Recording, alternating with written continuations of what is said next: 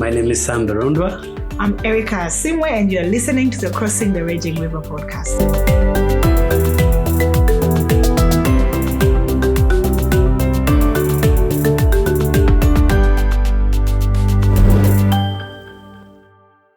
Hello, welcome back.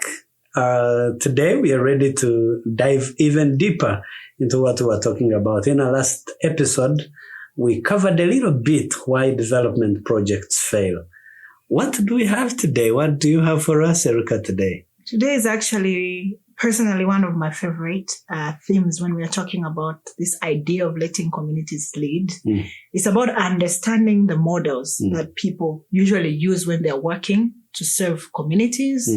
And by community, I need to emphasize that the community can be the people you reach out to. It can be your team as well, in your organization. It can be, if it's a school, it can be the teachers that you're working with. Community can be broad. It's any group of people that you're working with together that you're trying to do different things. So what kind of models are we using when it comes to quote unquote solving problems for that community? So we'll be talking about that because it's important to understand how we do it. Because the only way we can center and understand where we can improve is if we understand the different kinds of models that we are using. Interesting. That sounds fun. It is. And I'm very excited because we're going to start with a game.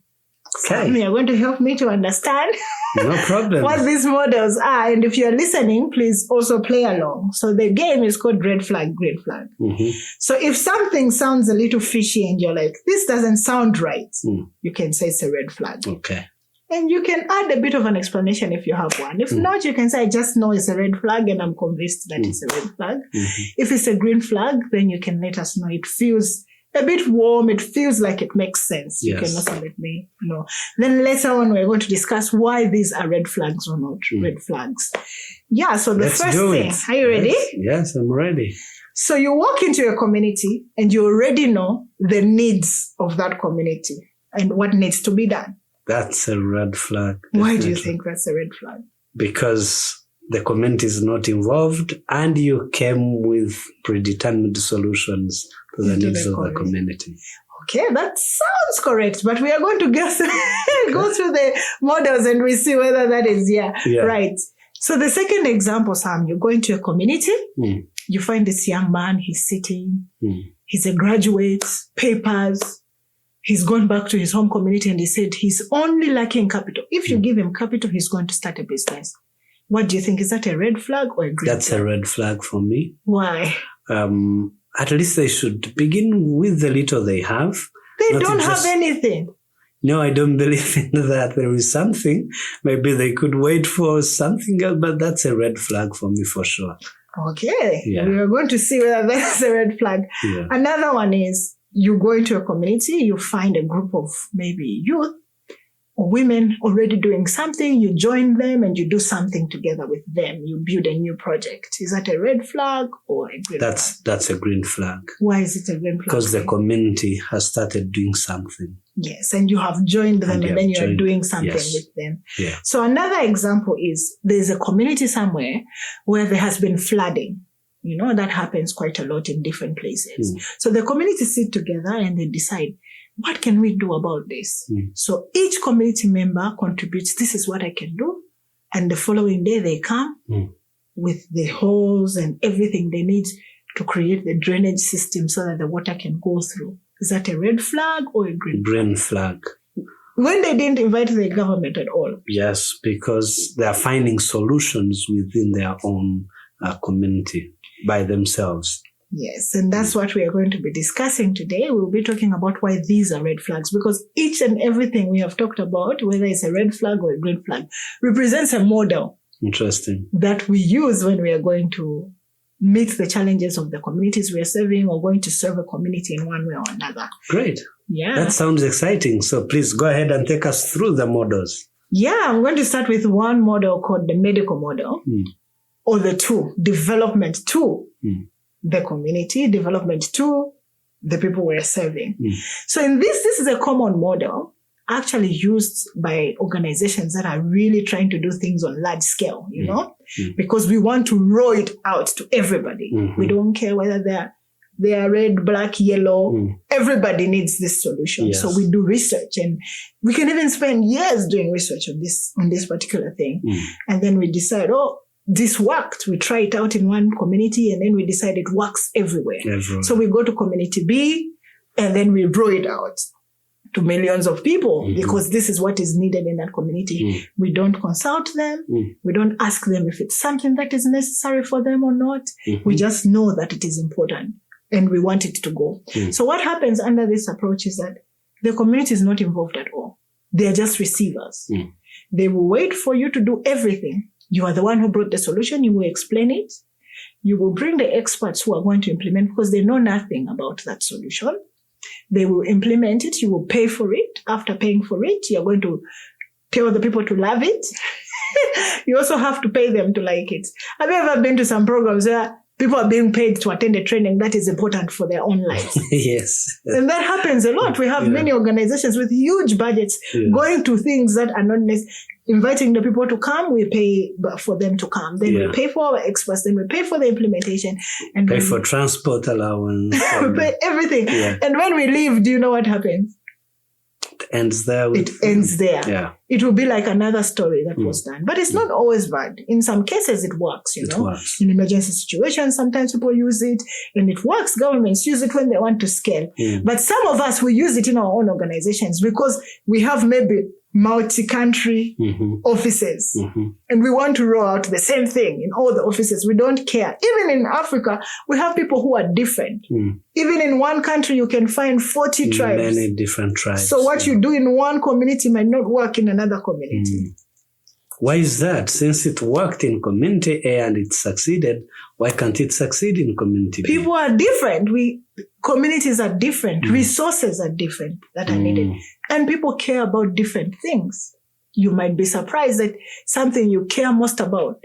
Sometimes you should ask yourself a question. If nobody is doing something about this community, it's not always because of lack of knowledge. Sometimes it's because they don't care. Yeah. And it's the sad reality. So how do we partner with that community in a way that can help them to understand that? So that's the first model. And there are many examples we can give. Which is they do something to the community. Yeah, there are many examples we've heard where they set up like markets for a community. You know, I even have mental pictures of these markets in a community. They take these women who are selling from the streets and they say, if we only set up a market. I think this was a story that was shared in class. In our class, by a friend of ours from Uganda. Yes. Who said they tried to set up markets for the women who were selling on the streets. On the road, Exactly. And that was a whole program. They studied if we only set up markets. And what ended up happening to those markets? They never used it. They went right outside the market and that's where the women were selling. So it's important to understand that communities are diverse. They have different things.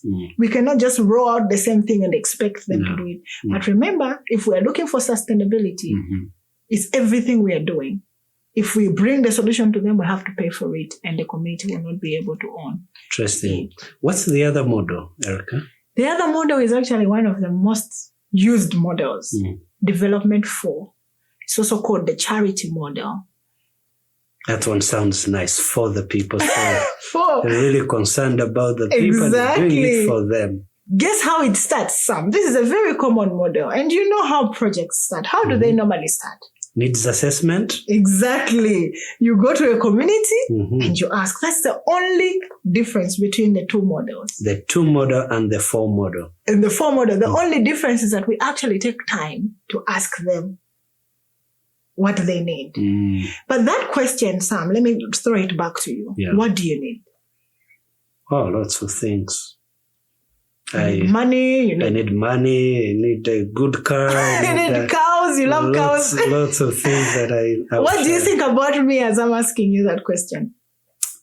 When you ask me that, what I need, I definitely will think, they're going to give me something, or they're going to help me achieve my needs. Exactly, because the person who is asking and you're thinking, they must have a solution for me. So in the minds of the people that we are serving, when we ask that question, immediately we are beginning to give them the idea that we have something for them. why should you ask me this question when you're not going to do anything about it? So communities, they also step back saying the person has asked me, now they are going to do something about it. And by the way, that means their own initiative dies the moment you ask them that question. So the first thing you ask in communities, we usually have this conversation with many leaders, is that we feel like we can ask that question and then ask communities to contribute later. But that question itself has already conditioned the community to see you and to think about you in a particular way.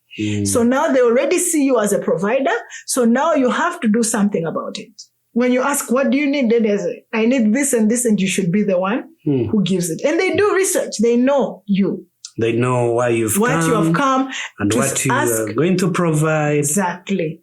So, but in the back of our minds, all of us, when we ask this question, many of us go when we already have a solution. Our organizations already are building schools. Our organizations are already setting up wells. Yeah. We are already knowing. We are going to give handouts. Because as a development worker, as an organization, you already have what you know you care about. What you care about most. So when I go and ask that question, I'm kind of, in the back of my mind, going to validate this solution I already have. So many of us go already with the solution, ask the question, and who makes the decision at the end of the day when they've given us all the challenges? It's me. It's you. So you're the one who has made the final decision. Not the community. And because you are the one who has made the decision, who is paying for it? I am paying for it. You're going to pay for it. You're going to look for the people. And the community will step back and feel like, oh, these are people who have come. And in African culture, for sometimes we're very respectful. Yeah. Even if we don't need something, we will take it. We would rather go and throw it in the back of our houses. But we will not say no to anything. This is not what we need. This is not what we need. Nobody is going to say that. And as a development worker, you're ticking the boxes. We distributed this and that. Exactly. And whether people are going to use it, whether it's beneficial, is a different story. Exactly. Unfortunately, yeah. Yeah. Have you ever heard of the famous quote, the one that people love, the one about teach a man how to fish? Don't give him a fish, teach a man how to fish. Let's unpack that, because it's a very common statement that sometimes people use to validate solutions. Yeah. If you want to feed a man for a day, give him a fish. If you want to feed them for a lifetime, teach him how to fish. So what do you think is wrong with that statement, if we were to unpack it a little bit? I think it comes back to the fore. You're teaching. Who is teaching? It's you. It's you who's teaching. Whose solution is it? The thing we are talking about, teaching them how to fish. But then we already have the fishing road, how they should fish, what kind of fish they should fish, and this is what is going to get them out of poverty. So we already have a solution. That's why we go and we find organizations running one program. For example, we go to a rural community where there are farmers. Then we come with our tailoring project. Everybody should start sewing clothes. We train farmers how to sew clothes because we believe sewing clothes is going to get them out of poverty. Because I love sewing. I've been sewing all my life, and that's what has made me rich. So let me go and teach this community, everybody else to do it. Yeah. But it's not contextual. Yeah. And everybody becomes... Do you know what ends up happening in that case? They ask you, can you now give me the road? Pay for the road, pay for this and that. You give it to them. If it's a sewing machine, you pay for it. The following day, if you are lucky, you find it. If it breaks, you are the one to fix it. Or they sell it. Yeah. And that happened in one of our programs when we were training in the ABCD. We had a young lady come and she said she has had a sewing machine that was given to her by another organization for 3 years that she has not used. Wow. So the fore model is not working as well. Exactly. Because it's engaging people only on their needs. When you engage people only on their needs, they are not being engaged to come up with a solution. And one of the ways to know that a community cares about something, is to know what they're investing in. If they just list it as a need, it might probably be something that they don't care about and have not done anything. That makes me anxious to know what's the solution. Then it looks like every model you're talking about.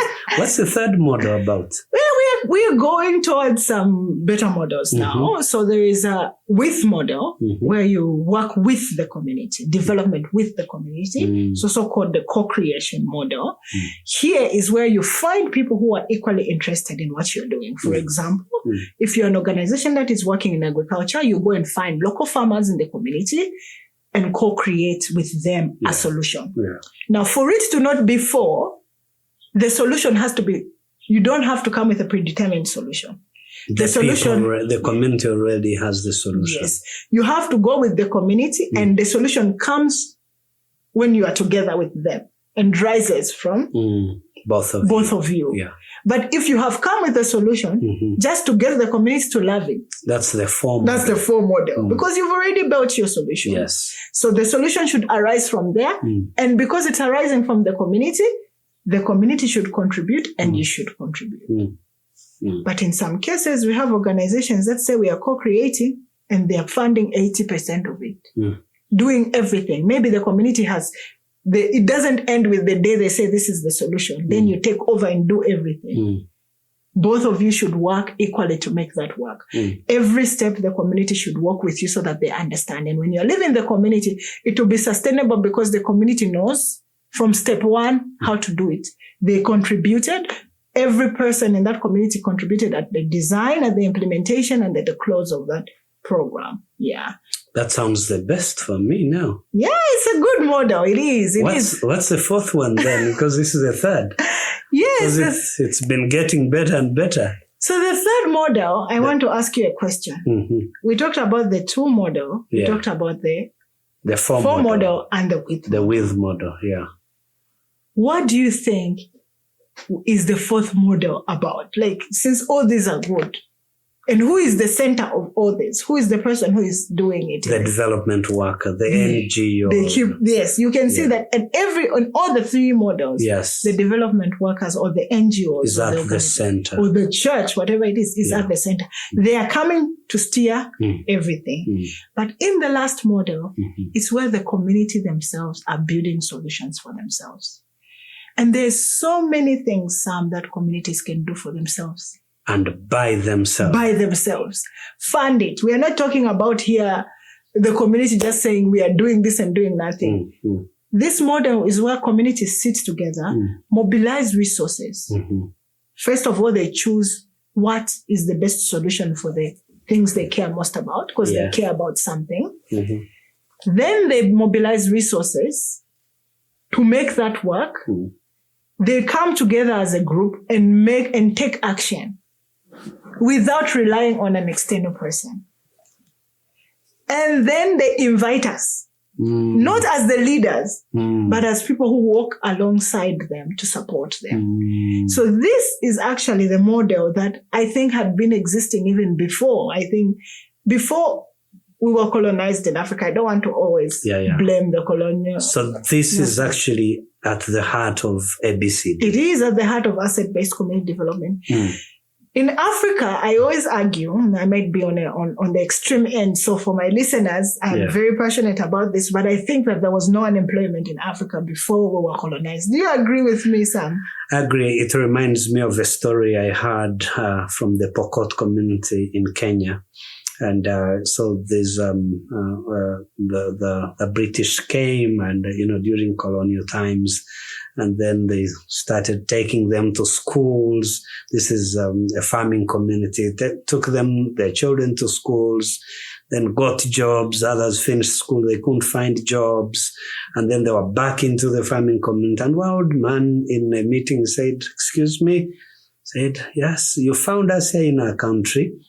None of us lacked anything. We tilled our land, kept our animals, and there was no unemployment, just like you said.